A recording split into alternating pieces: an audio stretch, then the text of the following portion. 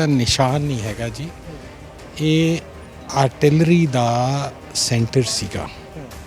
ਇੱਥੇ ਤੋਪਖਾਨਾ ਜਿਹਨੂੰ ਪੰਜਾਬੀ 'ਚ ਕਿਹਾ ਜਾਂਦਾ ਹੈ, ਕਿਉਂਕਿ ਜਦੋਂ ਬੈਂਟਿਕ ਇੱਥੋਂ ਪਾਰ ਕਰਕੇ ਮਹਾਰਾਜਾ ਸਾਹਿਬ ਗਏ ਨੇ ਕਿਸ਼ਤੀ 'ਚ, ਅਤੇ ਉਧਰੋਂ ਲਾਰਡ ਵਿਲੀਅਮ ਬੈਂਟਿਕ ਜਦੋਂ ਆਏ ਨੇ, ਅਤੇ ਇਹ ਇੱਕ ਬੈਕਅਪ ਪਲਾਨ ਸੀਗਾ। ਇਹ ਪੁਆਇੰਟ ਇੱਥੇ ਤੋਪਾਂ ਕੱਢੀਆਂ ਗਈ ਵੀ ਜੇ ਕੋਈ ਗਲਤ ਹਰਕਤ ਹੁੰਦੀ ਹੈ, ਇਹ ਗਾਰਡਿੰਗ ਪੁਆਇੰਟ ਸੀਗਾ।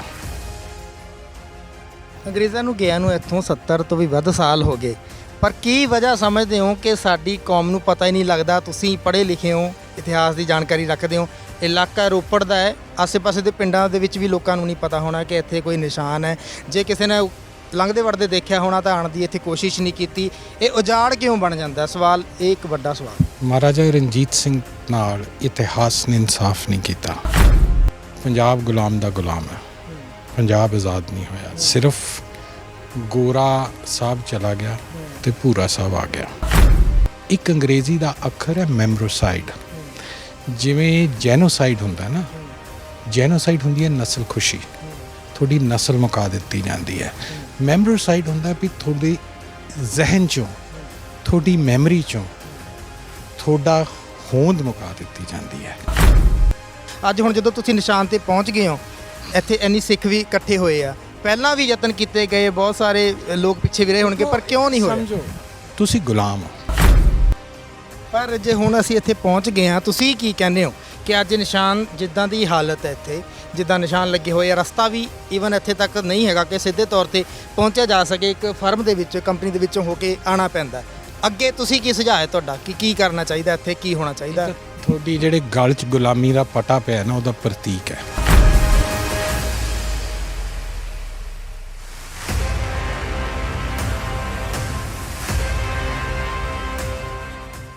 ਸਤਿ ਸ਼੍ਰੀ ਅਕਾਲ, ਤੁਸੀਂ ਪੰਜਾਬੀ ਲੋਕ ਚੈਨਲ ਦੇਖ ਰਹੇ ਹੋ। ਮੈਂ ਸਤਨਾਮ ਸਿੰਘ ਹਾਂ। ਇਸ ਵੇਲੇ ਅਸੀਂ ਉਸ ਥਾਂ ਦੇ ਉੱਤੇ ਖੜੇ ਹਾਂ ਜਿਹਨੂੰ ਖਾਲਸਾ ਰਾਜ ਦੀ ਹੱਦ ਕਿਹਾ ਜਾਂਦਾ ਹੈ। ਇੱਕ ਨਿਸ਼ਾਨ ਸਾਹਿਬ ਹੈ, ਨਿਸ਼ਾਨੇ ਖਾਲਸਾ ਹੈ। ਜੋ ਮਹਾਰਾਜਾ ਰਣਜੀਤ ਸਿੰਘ ਦੀ ਸੰਧੀ ਜਦੋਂ ਲਾਰਡ ਵਿਲੀਅਮ ਬੈਂਟਿਕ ਦੇ ਨਾਲ ਹੁੰਦੀ ਹੈ, ਤਾਂ ਇੱਕ ਨਿਸ਼ਾਨ ਲਗਾਇਆ ਜਾਂਦਾ ਜਿੱਥੋਂ ਕਿ ਖਾਲਸਾ ਰਾਜ ਦੀ ਹੱਦ ਸ਼ੁਰੂ ਹੋ ਜਾਂਦੀ ਹੈ। ਅਤੇ ਅੰਗਰੇਜ਼ਾਂ ਦੇ ਨਾਲ ਸੰਧੀ ਇਹ ਹੁੰਦੀ ਹੈ ਕਿ ਸਿੱਖ ਰਾਜ ਦੀ ਜਿਹੜੀ ਹੱਦ ਇਹ ਤੈਅ ਹੋ ਜਾਂਦੀ ਹੈ। ਸਿੱਖ ਹੁਣ ਇਸ ਤੋਂ ਬਾਅਦ ਸਤਲੁਜ ਤੋਂ ਪਾਰ ਨਹੀਂ ਜਾਣਗੇ ਅਤੇ ਅੰਗਰੇਜ਼ ਸਿੱਖ ਰਾਜ ਦੇ ਵੱਲ ਉੱਧਰੋਂ ਨਹੀਂ ਵਧਣਗੇ। ਅਤੇ ਉਹ ਥਾਂ ਜਿਹੜੀ ਹੈਗੀ ਆ, ਬੀਤੇ ਸਮੇਂ ਦੌਰਾਨ ਤੁਹਾਨੂੰ ਅਸੀਂ ਦਿਖਾਈ ਸੀ ਕਿ ਕਿਸ ਤਰ੍ਹਾਂ ਉਜਾੜ ਇਸ ਥਾਂ ਦੇ ਉੱਤੇ ਪਿਆ ਹੋਇਆ ਸੀ। ਇਸ ਥਾਂ ਦੇ ਉੱਤੇ ਆਉਣ ਲਈ ਕੋਈ ਰਸਤਾ ਨਹੀਂ ਸੀ। ਸੋ ਅੱਜ ਇੱਥੇ ਭਾਰੀ ਇਕੱਠ ਜਿਹੜਾ ਹੈ, ਸਿੱਖ ਜਿਹੜੇ ਸੂਝਵਾਨ ਲੋਕ ਹੈਗੇ ਨੇ, ਜਿਹੜੇ ਇਸ ਨਿਸ਼ਾਨ ਦੇ ਪ੍ਰਤੀ ਸੁਚੇਤ ਹੈਗੇ ਨੇ, ਉਹ ਇਕੱਠੇ ਹੋਏ ਆ ਤਾਂ ਕਿ ਇਸ ਨਿਸ਼ਾਨ ਦੇ ਨਾਲ ਜਿਹੜੀ ਲੱਗਦੀ ਜ਼ਮੀਨ ਹੈਗੀ ਉਸ ਦੀ ਨਿਸ਼ਾਨਦੇਹੀ ਲਈ ਜਾ ਸਕੇ। ਅਤੇ ਇਸ ਨਿਸ਼ਾਨ ਦੇ ਸੰਬੰਧ ਦੇ ਵਿੱਚ ਇਤਿਹਾਸਕ ਜਿਹੜਾ ਹੈਗਾ ਇਹ ਸਥਾਨ ਹੈ, ਇਸ ਦੇ ਆਉਣ ਵਾਲੇ ਸਮੇਂ ਦੇ ਵਿੱਚ ਇਸ ਦਾ ਕੀ ਕੀਤਾ ਜਾਵੇ, ਉਸ ਦੇ ਲਈ ਵਿਚਾਰ ਗੋਸ਼ਟੀਆਂ ਹੋਈਆਂ। ਸੋ ਬਹੁਤ ਸਾਰੇ ਸਿੱਖ ਵਿਦਵਾਨ ਜਿਹੜੇ ਸਾਡੇ ਨਾਲ ਹੈਗੇ ਨੇ, ਗੱਲਬਾਤ ਕਰਦੇ ਹਾਂ।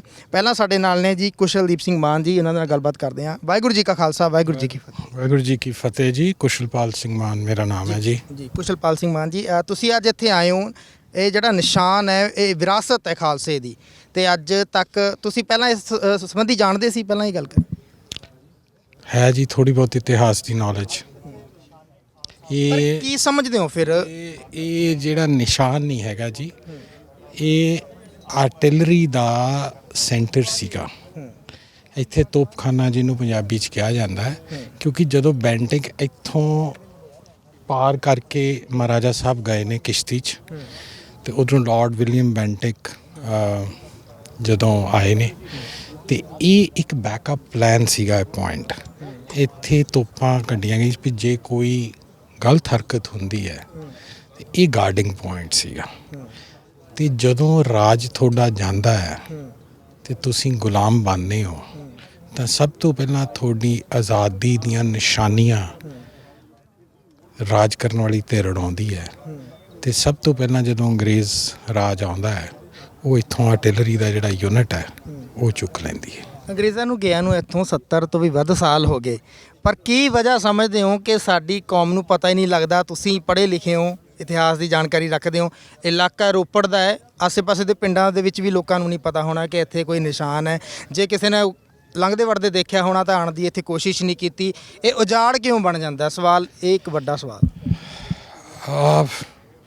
ਵੱਡਾ ਐਂਡ ਬੜਾ ਡੀਪ ਐਂਡ ਡੀਟੇਲਡ ਹੈ। ਮਹਾਰਾਜਾ ਰਣਜੀਤ ਸਿੰਘ ਨਾਲ ਇਤਿਹਾਸ ਨੇ ਇਨਸਾਫ ਨਹੀਂ ਕੀਤਾ।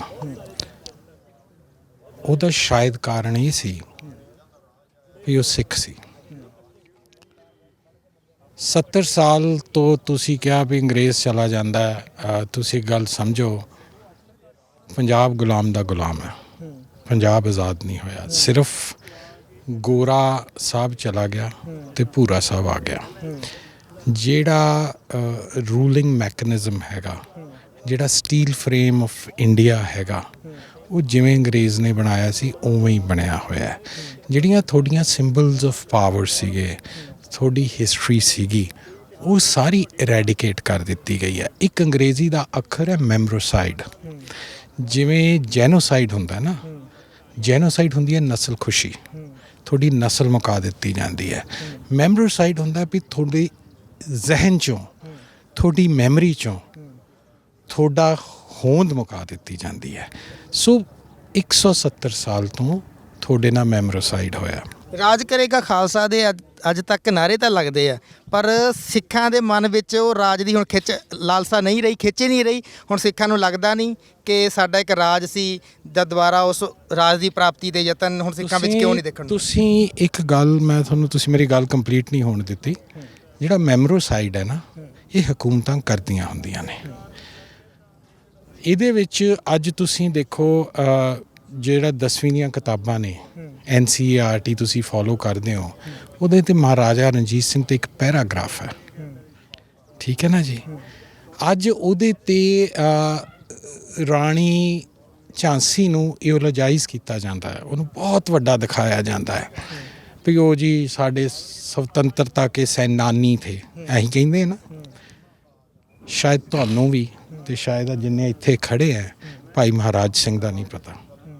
ਭਾਈ ਮਹਾਰਾਜ ਸਿੰਘ 1850 'ਚ ਘੋੜਾ ਲੈ ਕੇ ਸਾਰੇ ਪੰਜਾਬ ਦਾ ਉਹਨਾਂ ਨੇ ਦੌਰਾ ਕੀਤਾ, ਪੰਜਾਬ ਦੀ ਗੁਲਾਮੀ ਗਲੋਂ ਲਾਉਣ ਨੂੰ। ਫਿਰ ਪ੍ਰੇਮਾ ਕੌਨਸਪੀਰੇਸੀ ਕੇਸ ਦੇ ਵਿੱਚ ਉਹਨਾਂ ਨੂੰ ਜਲਾਵਤਨ ਕੀਤਾ ਜਾਂਦਾ ਹੈ ਸਿੰਗਾਪੁਰ, ਅਤੇ ਉਹ ਸਿੰਗਾਪੁਰ ਹੀ ਪੂਰੇ ਹੋ ਜਾਂਦੇ ਨੇ 1856 'ਚ। ਸੋ ਇਹ ਆਜ਼ਾਦੀ ਦੀ ਲੜਾਈ, ਹਿੰਦੁਸਤਾਨ ਦੀਆਂ ਜਿਹੜੀਆਂ ਕਿਤਾਬਾਂ ਨੇ ਔਰ ਜਿਹੜੀ ਹਿਸਟਰੀ ਹੈ, ਉਹ 1857 ਤੋਂ ਸ਼ੁਰੂ ਕਰਦੇ ਨੇ। ਭਾਈ ਮਹਾਰਾਜ ਸਿੰਘ ਦਾ ਨਹੀਂ ਪਤਾ। ਅੱਜ ਬੱਚਿਆਂ ਨੂੰ ਜੇ ਹਰੀ ਸਿੰਘ ਨਲੂਆ ਦਾ ਪਤਾ ਹੈ, ਜਨਰਲ ਜ਼ੋਰਾਵਰ ਸਿੰਘ ਦਾ ਨਹੀਂ ਪਤਾ। ਅੱਜ ਤੁਹਾਡੇ ਬੱਚਿਆਂ ਨੂੰ, ਮਾਵਾਂ ਨੂੰ ਹਰੀ ਸਿੰਘ ਦਾ ਨਹੀਂ ਪਤਾ, ਪਰ ਜਿਹੜਾ ਰੂਰਲ ਅਫਗਾਨਿਸਤਾਨ ਹੈ, ਪਠਾਨ ਨੇ, ਉੱਥੇ ਅੱਜ ਵੀ ਅਸੀਂ ਕਹਿੰਦੇ ਨਾ, ਮਾਊ ਆ ਗਿਆ, ਭੂਤ ਆ ਗਿਆ, ਸ਼ੇਰ ਆ ਗਿਆ, ਉੱਥੇ ਮਾਵਾਂ ਕਹਿੰਦੀਆਂ ਹਰੀਆ ਰਾਗਲੇ। ਹਰੀਆ ਮੀਨਸ ਹਰੀ ਸਿੰਘ, ਰਾਗਲੇ ਮੈਂ ਫੁਰਿਆ ਤੁਰਿਆ ਫਿਰਦਾ। ਸੋ ਤੁਹਾਡਾ ਸਭ ਤੋਂ ਪਹਿਲਾਂ ਜਦੋਂ ਹਕੂਮਤ ਬਦਲਦੀ ਹੈ, ਉਹ ਤੁਹਾਨੂੰ ਅਨਪੜ੍ਹ ਕਰ ਦਿੰਦੀ ਹੈ। ਰਿਕਾਰਡਡ ਹੈ ਲਾਰਡ ਡਲਹੌਜ਼ੀ ਦਾ ਵੀ 1849 'ਚ 90% ਜਿਹੜਾ ਪਾਪੂਲੇਸ਼ਨ ਆਫ ਲਾਹੌਰ ਸੀ, ਉਹ ਫਾਰਸੀ ਲਿਖ ਔਰ ਪੜ੍ਹ ਸਕਦੀ ਸੀ। ਫਾਰਸੀ ਸਾਡੀ ਕੋਰਟ ਲੈਂਗੁਏਜ ਸੀ। 70% of the population of Punjab Farsi ਪੜ੍ਹ ਔਰ ਲਿਖ ਸਕਦੀ ਸੀ, ਜੋ ਅੱਜ ਵੀ ਜਿਹੜਾ ਹੈ ਨਾ ਪਰਸੈਂਟੇਜ ਸਾਡੇ ਕੋਲੇ ਅਚੀਵ ਨਹੀਂ ਹੋਈ 170 ਸਾਲ ਬਾਅਦ।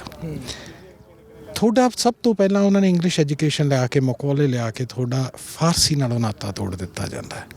ਇਹ ਨਾ ਸੋਚੋ ਵੀ ਫਾਰਸੀ ਮਹਾਰਾਜਾ ਰਣਜੀਤ ਸਿੰਘ ਦੀ ਭਾਸ਼ਾ ਸੀ। ਗੁਰੂ ਗੋਬਿੰਦ ਸਿੰਘ ਮਹਾਰਾਜ ਦੀਆਂ ਜਿੰਨੀਆਂ ਪੋਲੀਟੀਕਲ ਰਾਈਟਿੰਗਸ ਨੇ, ਉਹ 99% ਫਾਰਸੀ ਵਿੱਚ ਨੇ। ਅੱਜ ਦਾ ਸਿੱਖ ਗੁਰੂ ਗੋਬਿੰਦ ਸਿੰਘ ਨੂੰ ਨਹੀਂ ਪੜ੍ਹ ਸਕਦਾ। ਸੋ ਪੋਲੀਟੀਕਲ ਇੰਸਪੀਰੇਸ਼ਨ ਕਿੱਥੋਂ ਡਰਾ ਹੋਣੀ ਹੈ? ਅੱਜ ਦਾ ਸਿੱਖ ਜਦੋਂ 16 ਅਗਸਤ 1947 ਹੁੰਦਾ ਹੈ, ਪੰਜਾਬ 'ਚੋਂ ਉਰਦੂ ਐਜੂਕੇਸ਼ਨ ਖਤਮ ਕਰ ਦਿੱਤੀ ਜਾਂਦੀ ਹੈ। ਜਿਹੜਾ ਤੁਹਾਡਾ ਕੋਈ ਥੋੜ੍ਹਾ ਬਹੁਤਾ ਫਾਰਸੀ ਨਾਲ ਨਾਤਾ ਸੀ, ਉਹ ਖਤਮ ਹੋ ਜਾਂਦਾ ਉਰਦੂ ਨਾਲ ਬਿਲਕੁਲ ਹੀ। ਜਦੋਂ ਇੰਨੀ ਜਾਣਕਾਰੀ ਤੁਸੀਂ ਵੀ ਰੱਖਦੇ ਹੋ ਤਾਂ ਕੀ ਕਾਰਨ ਕੀ ਰਹਿੰਦੇ ਆ, ਕਿਉਂ ਇਹ ਪ੍ਰਸਾਰ ਨਹੀਂ ਹੋ ਪਾ ਰਿਹਾ ਇਸ ਚੀਜ਼ ਦਾ? ਅੱਜ ਹੁਣ ਜਦੋਂ ਤੁਸੀਂ ਨਿਸ਼ਾਨ 'ਤੇ ਪਹੁੰਚ ਗਏ ਹੋ, ਇੱਥੇ ਇੰਨੀ ਸਿੱਖ ਵੀ ਇਕੱਠੇ ਹੋਏ ਆ, ਪਹਿਲਾਂ ਵੀ ਯਤਨ ਕੀਤੇ ਗਏ, ਬਹੁਤ ਸਾਰੇ ਲੋਕ ਪਿੱਛੇ ਵੀ ਰਹੇ ਹੋਣਗੇ, ਪਰ ਕਿਉਂ ਨਹੀਂ ਹੋਇਆ? ਸਮਝੋ, ਤੁਸੀਂ ਗੁਲਾਮ ਹੋ। People go bye the narrative of the state. ਤੁਹਾਡਾ ਨੈਰੇਟਿਵ ਤਾਂ ਹੈ ਹੀ ਨਹੀਂ ਹੈ, ਤੁਹਾਡਾ ਪੜ੍ਹਾਇਆ ਨਹੀਂ ਜਾਂਦਾ। ਮੈਂ ਤੁਹਾਨੂੰ ਇਹੀ ਕਿਹਾ ਨਾ, ਰਣਜੀਤ ਸਿੰਘ ਦਾ ਇਤਿਹਾਸ ਨੇ ਇਨਸਾਫ ਨਹੀਂ ਕੀਤਾ ਬਿਕੋਜ਼ ਉਹ ਸਿੱਖ ਸੀ। ਉਹੀ ਮੈਂ ਦੇਖੋ ਗੱਲ, ਉਹ ਹਿੰਦੂ ਰਾਜਾ ਹੁੰਦਾ, ਉਹਨੂੰ ਹਿੰਦੁਸਤਾਨ ਨੇ ਸਿਰ ਤੇ ਚੁੱਕਣਾ ਸੀ। ਉਹ ਮੁਸਲਮਾਨ ਰਾਜਾ ਹੁੰਦਾ, ਉਹਨੂੰ ਪਾਕਿਸਤਾਨ ਨੇ ਚੁੱਕਣਾ ਸੀ। ਫਿਰ ਗੁਲਾਮੀ ਦਾ ਅਹਿਸਾਸ ਕਿਉਂ ਨਹੀਂ? ਜੇ ਗੁਲਾਮ ਆ ਤਾਂ ਅਹਿਸਾਸ ਕਿਉਂ ਨਹੀਂ ਹੋ ਰਿਹਾ? ਇਸ ਤਰ੍ਹਾਂ ਹੈ, ਮੈਂ ਕਈ ਵਾਰ ਕਹਿਣਾ ਹੁੰਦਾ ਵੀ ਉਹ ਇੱਕ ਕਹਿੰਦੇ ਨੇ ਨਾ, ਪਹਾੜਾ ਸਿੰਘ ਸੀ ਯਾਰ ਫਰੰਗੀਆਂ ਦਾ। ਅੱਜ ਦੇ ਯੁੱਗ 'ਚ ਸਾਡੇ ਕੋਲ ਪਹਾੜਾ ਸਿੰਘ ਲੋੜ ਤੋਂ ਜ਼ਿਆਦਾ ਹੋ ਗਏ। ਜਦੋਂ ਕੋਈ ਵੀ ਬੰਦਾ ਐਂਟੀ ਪੰਜਾਬ ਸੋਚ, ਦੇਖੋ ਅਸੀਂ ਜਦੋਂ ਤੁਸੀਂ 47 ਦੀ ਗੱਲ ਕੀਤੀ ਹੈ, ਅਸੀਂ ਜਦੋਂ ਜੁਆਇਨ ਕਰਦੇ ਹਾਂ ਯੂਨੀਅਨ ਆਫ ਇੰਡੀਆ ਨੂੰ ਪਾਕਿਸਤਾਨ ਛੱਡ ਕੇ, ਦੋ ਗੱਲਾਂ ਹੁੰਦੀਆਂ ਨੇ। ਇੱਕ ਤਾਂ ਜਿਹੜੇ ਲੋਕ ਸਾਡੇ ਵਰਗੇ ਪਾਕਿਸਤਾਨ ਤੋਂ ਆਏ ਨੇ, ਸਿੱਖ ਰਾਜ ਦੇ ਪੁਰਾਣੇ ਇਲਾਕੇ 'ਚੋਂ ਆਏ ਨੇ, ਉਹ ਉੱਥੇ ਬਹੁਤ ਵੱਡੀਆਂ ਵੱਡੀਆਂ ਜਗੀਰਾਂ ਸੀ, ਬਾਦਸ਼ਾਹਤਾਂ ਸੀਗੀਆਂ, ਉਹ ਛੱਡ ਕੇ ਆਉਂਦੇ ਨੇ, ਸਾਰਾ ਕੁਝ ਛੱਡ ਕੇ ਆਉਂਦੇ ਨੇ। ਕਾਹਦੇ ਵਾਸਤੇ? ਵੀ ਸਿੱਖੀ ਬਚ ਜੇ ਇਸਲਾਮ ਕਬੂਲ ਕਰਨਾ ਹੁੰਦਾ ਤੇ ਉਹ ਅੱਜ ਸਾਰੇ 30,000 20,000 5,000 ਏਕੜ ਰਹਿਣੇ ਸੀਗੇ ਕੋਲ। ਸਾਰਾ ਕੁਝ ਸਾਡੇ ਬਜ਼ੁਰਗ ਛੱਡ ਕੇ ਆਉਂਦੇ ਨੇ ਵੀ ਸਿੱਖੀ ਰਹਿ ਜੇ, ਮੁਸਲਮਾਨ ਨਾ ਬਣਨਾ ਪਵੇ। ਅਸੀਂ ਯੂਨੀਅਨ ਆਫ ਇੰਡੀਆ ਜੁਆਇਨ ਕਰਦੇ ਹਾਂ, ਬਟ ਅੱਜ ਦੀ ਜਿਹੜੀ ਹਕੂਮਤ ਹੈ ਉਹ ਇੰਡੀਆ ਵਨ ਨੇਸ਼ਨ ਦੀ ਥਿਊਰੀ ਨਾਲ ਚੱਲਦੀ ਹੈ। ਸਾਡੇ ਨਾਲ ਇਹ ਵਿਸ਼ਵਾਸਘਾਤ ਹੋਇਆ। ਅਸੀਂ ਸੈਕੂਲਰ ਇੰਡੀਆ ਦਾ ਪਾਰਟ ਬਣੇ ਸੀ। ਅੱਜ Congress governments under cover Hindutva agenda ਲਿਜਾਉਂਦੀਆਂ ਰਹੀਆਂ। ਹੁਣ ਵਾਲੀ ਹਕੂਮਤ ਤਾਂ ਕਲੀਅਰਲੀ ਐਂਡ ਬਲੇਟੈਂਟਲੀ ਉਹ ਆਪਦਾ ਹਿੰਦੂਤਵਾ ਦਾ ਏਜੰਡਾ ਲੈ ਕੇ ਜਾ ਰਹੀ ਹੈ। ਐਂਡ ਤਰਾਸਦੀ ਹੈ ਕਿਉਂਕਿ ਅਸੀਂ ਹਿਸਟਰੀ ਨਹੀਂ ਪੜ੍ਹਦੇ, ਸਾਨੂੰ ਪਤਾ ਹੀ ਨਹੀਂ ਅਸੀਂ ਕੌਣ ਆ। ਸਾਨੂੰ ਇਹ BBC ਨਾ ਕਹਿੰਦੀ, ਕੋਈ ਸਾਡੇ ਵਰਗੇ ਕਹੀ ਜਾਂਦੇ ਵੀ ਮਹਾਰਾਜਾ ਰਣਜੀਤ ਸਿੰਘ ਵਾਜ਼ ਐਨ ਏਬਲ ਰੂਲਰ, ਕਿਸੇ ਨੇ ਮੰਨਣਾ ਹੀ ਨਹੀਂ ਸੀ। ਹਿਸਟਰੀ ਤਾਂ ਪੜ੍ਹਦੇ ਆ, 1831 ਦੀ ਸੰਧੀ ਦਿਖਾਉਂਦੇ ਆ, ਛੋਟਾ ਜਿਹਾ ਪੈਰਾਗ੍ਰਾਫ ਹੁੰਦਾ ਜਿਹਦੇ 'ਚ ਦੱਸ ਦਿੱਤਾ ਜਾਂਦਾ ਕਿ ਸੰਧੀ ਹੋਈ ਸੀ ਲਾਰਡ ਵਿਲੀਅਮ ਬੈਂਟਿੰਗ ਦੇ ਨਾਲ। ਪਰ ਅਸੀਂ ਪਾਕਿਸਤਾਨ ਜਾਂਦੇ ਹਾਂ, ਲਾਹੌਰ ਦੇ ਵਿੱਚੋਂ ਫਕੀਰ ਸੈਫੂਦੀਨ ਤੋਂ ਪਤਾ ਲੱਗਦਾ ਕਿ ਜਦੋਂ ਸੰਧੀ ਹੋਈ ਸੀ ਤਾਂ ਕਿੰਨੇ ਦਿਨ ਇੱਥੇ ਮਹਾਰਾਜਾ ਰਣਜੀਤ ਸਿੰਘ ਸ਼ਾਨੋ ਸ਼ੌਕਤ ਦੇ ਨਾਲ ਆਏ ਸੀ। ਇੱਕ ਜਿਹੜਾ ਸਿਪਾਹੀ ਸੀ ਉਹ ਲੱਖਾਂ ਦੇ ਰੁਪਏ ਦੇ ਨਾਲ ਤਿਆਰ ਹੋਇਆ ਸੀ। ਇੱਕ ਮਹਿਲ ਸੀ ਜਿਹੜਾ ਉੱਥੇ ਊਠਾਂ ਦੇ ਉੱਤੇ ਲੱਦ ਕੇ ਇੱਥੇ ਪੋਰਟੇਬਲ ਲਿਆਂਦਾ ਸੀ। ਤੁਸੀਂ ਕਦੀ ਟ੍ਰੀਟੀਜ਼ ਪੜ੍ਹੋ, ਜਿਹੜੀ ਪਹਿਲੀ ਟ੍ਰੀਟੀ ਹੈ 1805 ਦੀ, ਉਹ ਇੱਕ ਕਰਨਲ ਸਾਈਨ ਕਰਦਾ ਐਂਡ ਰਣਜੀਤ ਸਿੰਘ ਨੂੰ ਲਿਖਿਆ ਜਾਂਦਾ Sardar Ranjit Singh and Sardar Fateh Singh. On one part is colonel of a British army and the other side is Sardar Ranjit Singh and Sardar Fateh Singh. 1809 ਦੀ ਜਿਹੜੀ ਟ੍ਰੀਟੀ ਹੈ ਉਹਦੇ ਵਿੱਚ ਰਣਜੀਤ ਸਿੰਘ ਨੂੰ ਐਡਰੈਸ ਕੀਤਾ ਜਾਂਦਾ ਰਾਜਾ ਰਣਜੀਤ ਸਿੰਘ। 1819 ਵਾਲੀ ਜਿਹੜੀ ਟ੍ਰੀਟੀ ਹੈ ਉਹਦੇ ਵਿੱਚ ਫਿਰ ਮਹਾਰਾਜਾ ਕੀਤਾ ਜਾਂਦਾ ਹੈ। ਤੇ 1832 ਦੇ ਵਿੱਚ ਫਿਰ ਉਹਦੀ ਜਿਹੜੀ ਸੋਵਰੈਨਿਟੀ ਹੈ ਉਹ ਬ੍ਰਿਟਿਸ਼ ਕੁਈਨ ਦੇ ਨਾਲ ਬਰਾਬਰਤਾ 'ਤੇ ਲਿਆਈ ਜਾਂਦੀ ਹੈ।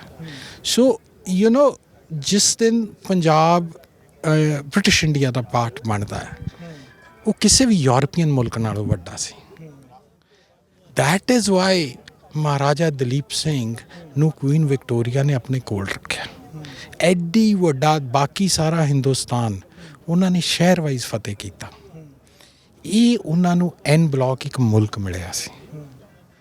ਸੋ ਇਹਦੀ ਤਾਂ ਕੋਈ ਕੁਐਸਚਨ ਹੀ ਨਹੀਂ ਹੈ ਵੀ ਮਹਾਰਾਜਾ ਰਣਜੀਤ ਸਿੰਘ ਦਾ ਜਿਹੜਾ ਜਾਹੋ ਜਲਾਲ ਸੀ ਜਾਂ ਖਾਲਸਾ ਰਾਜ ਦਾ ਜਾਹੋ ਜਲਾਲ ਸੀ, ਉਹ ਤਾਂ ਕੁਐਸਚਨੇਬਲ ਹੀ ਨਹੀਂ ਹੈਗਾ। ਪਰ ਜੇ ਹੁਣ ਅਸੀਂ ਇੱਥੇ ਪਹੁੰਚ ਗਏ ਹਾਂ, ਤੁਸੀਂ ਕੀ ਕਹਿੰਦੇ ਹੋ ਕਿ ਅੱਜ ਨਿਸ਼ਾਨ ਜਿੱਦਾਂ ਦੀ ਹਾਲਤ ਹੈ, ਇੱਥੇ ਜਿੱਦਾਂ ਨਿਸ਼ਾਨ ਲੱਗੇ ਹੋਏ ਆ, ਰਸਤਾ ਵੀ ਈਵਨ ਇੱਥੇ ਤੱਕ ਨਹੀਂ ਹੈਗਾ ਕਿ ਸਿੱਧੇ ਤੌਰ 'ਤੇ ਪਹੁੰਚਿਆ ਜਾ ਸਕੇ। ਇੱਕ ਫਰਮ ਦੇ ਵਿੱਚ, ਕੰਪਨੀ ਦੇ ਵਿੱਚੋਂ ਹੋ ਕੇ ਆਉਣਾ ਪੈਂਦਾ।